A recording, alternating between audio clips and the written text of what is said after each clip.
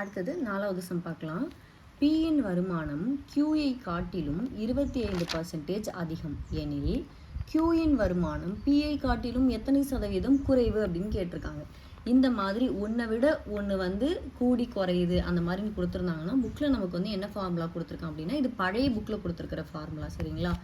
B is X percentage இதனாலே நம்ம என்ன போட்டுருவோம், ஈக்குவல் டு போட்டுருவோம். அப்போ P equal to X percentage அப்படி இல்லை அப்படின்னா எக்ஸ் டிவைடட் பை 100, அதாவது அந்த X percentage X divided by 100 X percentage more efficient then Q அப்படின்னு கொடுத்துருந்தாங்கன்னா, அதாவது எக்ஸ் பர்சன்டேஜ் என்னது, இந்த பிங்கிற எக்ஸ் பர்சன்டேஜ் ரொம்ப எஃபிஷியண்ட்டாக இருக்குது கியூவை விட அப்படின்னா, அப்போ அந்த கியூவோட ஃபார்முலா என்னவா இருக்குமா, கியூ இஸ், அப்போ கியூ ஈக்குவல்ட்டுன்னு அர்த்தம் இஸ் தான் போட்டு 100x divided by 100 plus x percentage less efficient than p. அப்போ நம்ம கொஸ்டினில் உள்ளது அப்படியே கொடுத்துட்டாங்களா, பியின் வருமானம் அந்த பி அப்படிங்கிறது தான் இவங்களை விட இவங்க 25% எஃபிஷியன்ட் அதிகமாக இருக்காங்க அப்படின்னா, அப்போ கியூவோட வருமானம் என்னவா இருக்குமா, 100q equal to x 100x divided by 100 plus x percentage லெஸ்ஸாக இருக்கும் அப்படின்னு கொடுத்துருக்காங்க. நமக்கு ஒன்றுமே இல்லை, ஒருத்தரோட கூட்டிட்டு அதுக்கப்புறம் அவர் எவ்வளோ அவரே சொல்லி கொடுத்துட்டாங்க, எவ்வளோ குறைவாக இருப்பார், இல்லைனா அவர் கூட இருப்பாரா குறைவாக இருப்பாருன்னு கேட்டாலும் இதை மட்டும் ஞாபகம் வச்சுக்கோங்க. ரெண்டு இதை கம்பேர் பண்ணி கொடுத்துட்டாங்கனாலே நம்ம கொடுத்துருக்கிறது என்னவா இருக்கணும், q equal to 100x divided by 100 plus x அப்படிங்கிறத ஞாபகம் வச்சுக்கோங்க, இன்ட்டு ஒரு ப்ளஸ்ன்னு ஞாபகம் வச்சுக்கோங்க. இப்போ எனக்கு அந்த கொஸ்டினில் கொடுத்துருக்க மாதிரியே மாடலில் தான் கொடுத்துருக்காங்க. பியோட வருமானம் என்னவா, கியூவை காட்டிலும் 25% அதிகமாக இருக்குது அப்படின்னு கொடுத்துருக்காங்க. இப்போ நான் அப்படியே ஃபார்முலாவில் சப்ஸ்டியூட் பண்ணுறேன்.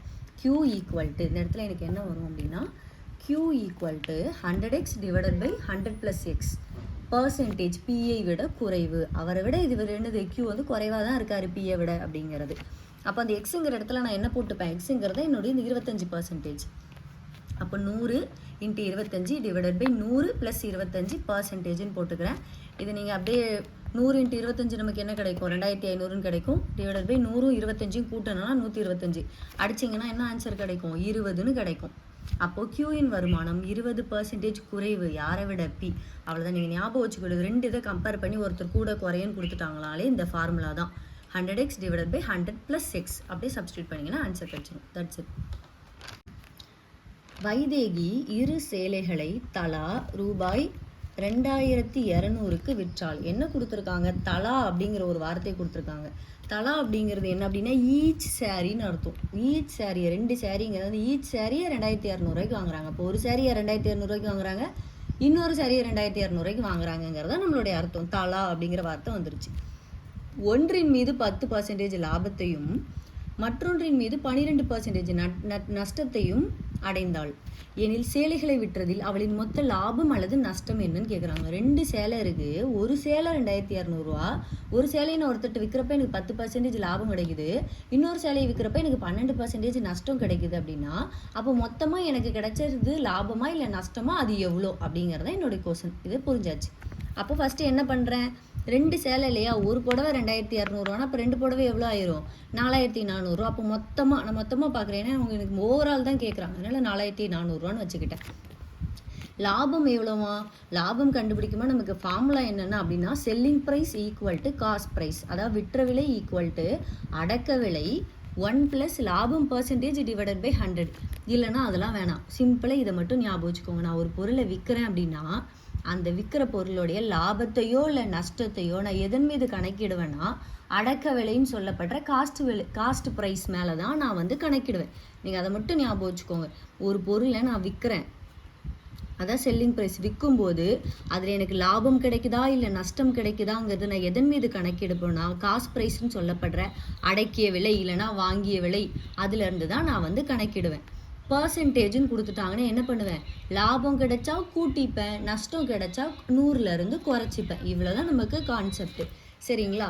இப்போ என்ன பண்ணுறேன், 2200 நான் வாங்கின விலை இல்லைங்களே, என்ன தலா 2200 தான் புடவை வாங்கிடு. இது என்னது, நான் விற்ற விலை, சாரி இது நான் விற்ற விலை தான் 2200 நான் விற்றுருக்கேன். விற்றால் அப்படின்னு கொடுத்துருக்காங்க இல்லையா, ஸோ 2200 விற்றுருக்காங்க. என்னுடைய காஸ்ட் ப்ரைஸ் தான் கேட்குறேன். காஸ்ட் ப்ரைஸ் எனக்கு தெரியாதுன்னே, நான் எவ்வளோக்கு வாங்கினேங்கிறது எனக்கு தெரியாது இல்லைங்களா. காஸ்ட் ப்ரைஸின் மீது தான், அடக்க விலையின் மீது தான் ஒரு பொருளுடைய லாபமும் நஷ்டமும் கணக்கிடப்படும். அப்போ என்ன பண்ணுறேன், இங்கே 10%ன்னு கொடுத்துட்டாங்க. லாபம் எவ்வளவோ 10%. அப்போ லாபம்னா இன்க்ரீஸ் பண்ணிக்கணும். 110 டிவைடட் பை 100. எதன் மீது கணக்கிடுறேன், அடக்க விலையின் மீது கணக்கிடுறேன். விற்றது எவ்வளோ, 2200 அப்படியே அடிங்க. அடிச்சிங்கன்னா இங்கேருந்து அப்படியே டேரெக்டாக இதுலேருந்து அப்படி இந்த 11 அப்படியே இங்கே 22 2 தடவை அடிச்சுக்கலாம். இந்த ஒரு ஜீரோக்கு இந்த ஒரு ஜீரோ அடிச்சுக்கலாம். அப்போ 20ன்னு கிடச்சிரும். இந்த 100 இந்த பக்கம் கொண்டு போனோன்னா அப்படியே இந்த வகுத்தில் இருக்கிறது பெருக்கலாம் மாதிரி 2000 ஆயிரும். அப்போ ஒரு புடவையை வந்து நான் எவ்வளோக்கு வாங்கியிருக்கேன், 2000 ரூபாய்க்கு வாங்கியிருக்கேங்கிறத கண்டுபிடிச்சிட்டேன்.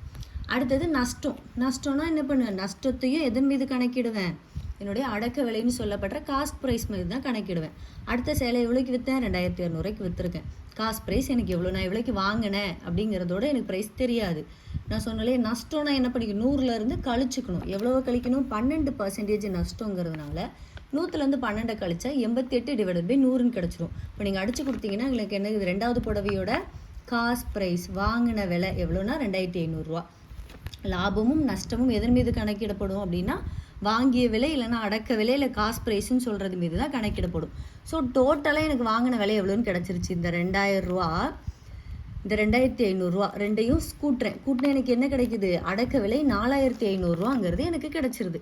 இப்போ இந்த 4500 ரூபாயிலேருந்து நான் விற்ற விலை எவ்வளோன்னா எனக்கு 4400 ரூபாய். இது எப்படி கண்டுபிடிச்சேன், 2 புடவைன்னு கொடுத்துருந்தாங்களே, 2200 இன்ட்டு 2ங்கிறப்ப எனக்கு என்ன கிடச்சிச்சு, 4400 ரூபா. அப்போ நான் வாங்கினது 4500 ரூபாய்க்கு ரெண்டுத்தையும் சேர்க்குறப்போ. ஆனால் விற்றது எவ்வளோக்கு தான் விற்றுருக்கேன், 4400 ரூபாய்க்கு தான் விற்றுருக்கேன். அப்போ எவ்வளோ எனக்கு ரூபாயில் நஷ்டம், 100 ரூபா நஷ்டம். அப்போ 100 எதன் மீது கணக்கிடணும், அடக்க விலையின் மீது என்னுடைய லாபம் நஷ்டத்தையும் கணக்கிடுறேன். 100 ரூபா எனக்கு நட்டம். பர்சன்டேஜ் கேட்டிருக்காங்க, எப்பவும் பர்சன்டேஜ் கேட்டால் இன்ட்டு 100 கொடுத்துருந்தா டிவைடட் பை 100. அப்போ இன்ட்டு 100 போட்டோன்னா நீங்கள் அடித்து எடுத்திங்கன்னா உங்களுக்கு ஆன்சர் என்ன கிடைக்கும், லாஸ். எனக்கு ஏற்கனவே லாஸுங்கிறது தெரிஞ்சிருச்சு. ஏன்னா 4500 ரூபாய்க்கு நீங்கள் ஒரு பொருளை வாங்கிட்டு 4400 ரூபாய்க்கு தான் விற்றுருக்கீங்கன்னா 100 ரூபா உங்களுக்கு நஷ்டம் இல்லையா, அந்த 100 ரூபா. அப்போ என்னது லாஸ் பர்சன்டேஜ்னு கேட்டனால நீங்கள் பர்சன்டேஜ் போட்டு 2/9% ஆன்சர். ஒன்றுமே பண்ணல. இந்த தலாங்கிற வார்த்தையை நல்லா நோட் பண்ணிக்கோங்க. அப்போ 2 புடவை, ஒரு புடவை 2200 ரூபாய்க்கு விற்றுருக்கேன், இன்னொரு புடவையும் 2200 ரூபாய்க்கு விற்றுருக்கேன். ஆனால் எவ்வளோக்கு நான் வாங்கினேங்கிற அடக்க விலை எனக்கு தெரியாது. அதை நான் கண்டுபிடிக்கிறேன். கண்டுபிடிக்கிறதுக்கு லாபம்னா அப்படியே கூட்டிக்கிறேன், நஷ்டம்னா 100லேருந்து குறைச்சிக்கிறேன். 2 ஆன்சர் கிடைக்குது. அதுதான் எனக்கு 2 புடவைகளுடைய அடக்க விலை 4500ன்னு கிடைக்குது. ஆனால் நான் விற்ற விலை எவ்வளோ, 4400 ரூபா. அப்போ 100 ரூபா நஷ்டம். அந்த 100 ரூபா எழுதி பர்சன்டேஜ் கேட்டதுனால இன்ட்டு 100 போட்டு அடித்து எடுத்தோன்னா ஆன்சர் லாஸ் 2/9%. சிம்பிள். இப்போ அதில் 6வது சம். 32 ஆண்கள் நாளொன்றுக்கு 12 மணி நேரம் வேலை செய்து ஒரு வேலையை 15 நாட்களில் முடிப்பர் எனில் அந்த வேலையின் 2 மடங்கை, இப்போ நம்ம இதில் நோட் பண்ண வேண்டிய ஒரே விஷயம் இந்த 2 மடங்கை, எத்தனை ஆண்கள் நாளொன்றுக்கு 10 மணி நேரம் வேலை செய்து 24 நாட்களில் முடிப்பர் அப்படின்னு கேட்டிருக்காங்க. ஃபார்முலா என்னது, M1 D1 H1 divided by W1 equal to M2 D2 H2 divided by W2 அப்படிங்கிறதான். என்ன கொடுத்துருக்காங்க, 32 ஆண்கள் நாளொன்றுக்கு 12 மணி நேரம் வேலை செய்து ஒரு வேலையை 15 நாளில் முடிக்கிறாங்க. அதுக்கடுத்து 15 நாட்களில் முடிப்பர்னு கொடுத்தோம். அந்த வேலையோட 2 மடங்கை, வேலையோட 2 மடங்கு. இங்கே என்ன கொடுத்தாங்க, ஒரு வேலையை, அந்த ஒரு வேலைங்கிறது இங்கே 1 எனக்கு. இங்கே என்ன கொடுத்துருக்காங்க, அந்த வேலையோட 2 மடங்காமா. இங்கே 1 மடங்காமா, இங்கே 2 மடங்காமா. அதனால் இங்கே கீழே 2. ஸோ அந்த 2 மடங்குங்கிறது மேலே கொண்டு போய் போட்டுறக்கூடாது. வேலை இங்கே ஒரு வேலை, இங்கே அந்த வேலையோட 2 மடங்குங்கிறதுனால நான் 2ன்னு போட்டுக்கிட்டேன். போட்டதுக்கப்புறம் நாளொன்றுக்கு 10 மணி நேரம் வேலை செஞ்சு 24 நாட்களில் முடிப்பாங்க அப்படின்னா அப்போ எத்தனை பேர் சேர்ந்து வேலை செஞ்சுருப்பாங்க அப்படிங்கிறத எனக்கு கேட்டிருக்காங்க. எத்தனை ஆண்கள் சேர்ந்து முடிச்சிருப்பாங்கங்கிறதான். அப்படியே ஃபார்முலாவில் எழுதி அடித்து கொடுத்தீங்கன்னா ஆன்சர் என்ன கிடச்சிரும் அப்படின்னா x = 48. அப்படியே ஒன்றும் இல்லை, இங்கே இருக்கிறது இங்கே அடிங்க, கீழே இருக்கிறது இங்கே அடிங்க. இல்லை கீழே அடிக்க முடியல அப்படின்னா அப்படியே கொண்டு போய் கிராஸில் இங்கே பெருக்கிக்கலாம். ஏன்னா இந்த வகுத்தல் இந்த பக்கம் போகும்போது பெருக்கலாம் மாறிடும். மற்றபடி மேலே இருக்கிற ரெண்டையும் அப்படியே டேரெக்டாகவே அடிச்சுக்கலாம். ஆன்சர் உங்களுக்கு என்ன கிடைக்கும், 48ன்னு கிடச்சிரும். 7வது சம். அமுதா ஒரு சேலையை 18 நாட்களில் நெய்வார். அஞ்சலி, இங்கே கொஸ்டினில் வந்து நீங்கள் புக்கில் பார்த்தீங்கன்னா அனிதாவை விடன்னு கொடுத்துருப்பாங்க. அனிதாங்கிறது ஒரு புது கேரக்டர். நமக்கு வந்து அது மேபி டைப்பிங் மிஸ்டேக்லாம் இருக்கலாம். அது அனிதா கிடையாது, அமுதா. அஞ்சலி, ஏன்னா அஞ்சலியும் அமுதாவையும் தான் கம்பேர் பண்ணுறாங்க. ஸோ அமுதாவை விட, அஞ்சலி அமுதாவை விட நெய்வதில் 2 மடங்கு திறமைசாலியாம். அப்போ அமுதாவை விட யார் அதிகமாக பண்ணுறா, அஞ்சலி வந்து ரொம்ப 2 மடங்கு திறமைசாலியாக இருக்காங்களாமா. இருவரும் இணைந்து நெய்தால் அந்த சேலையை எத்தனை நாட்களில் செய்து முடிப்பர். அவ்வளோதான். இரண்டுமே வந்து அவனை கன்ஃபியூஸ் பண்ணுங்கிறதுனால நமக்கு ஏ அப்படின்னே கொடுத்துட்டாங்க. அமுதா வந்து A1 வச்சுக்கலாம், அஞ்சலி வந்து A2 வச்சுக்கலாம், எல்லாம் விட்டுரும். ஸோ ஏ1ங்கிறது என்னது யார் அப்படின்னா எனக்கு அமுதா. அப்போ அமுதா என்ன பண்ணுறாங்களாம், ஒரு சேலையை 18 நாளில் நெய்கிறாங்களாம். அதே இது அஞ்சலி என்ன பண்ணுறாங்களாம், 1/18 அவங்கள விட இவங்க எத்தனை மடங்கு அதிகமாக வேலை செய்வாங்களா, 2 மடங்கு திறமைசாலிங்கிறதுனால 2ன்னு போட்டுக்கிட்டேன். அப்படியே அடிச்சிங்கன்னா 1/9 குறையுமானா குறையும். ஏன்னா இவங்களை விட இவங்க பாதி அளவுக்கு திறன் மிகுந்தவங்க. இவங்க 1னா இவங்க 2.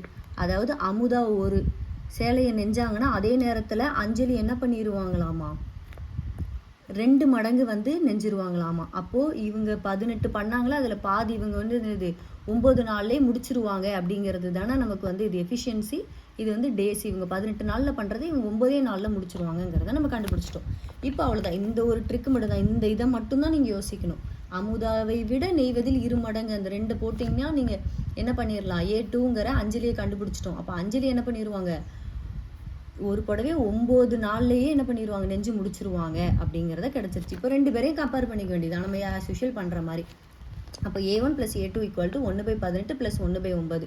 என்ன பண்ணுவோம், எல்சியம் எடுப்போம். 18க்கு 9க்கு எல்சியம் எடுத்திங்கன்னா 18 கிடைக்கும்.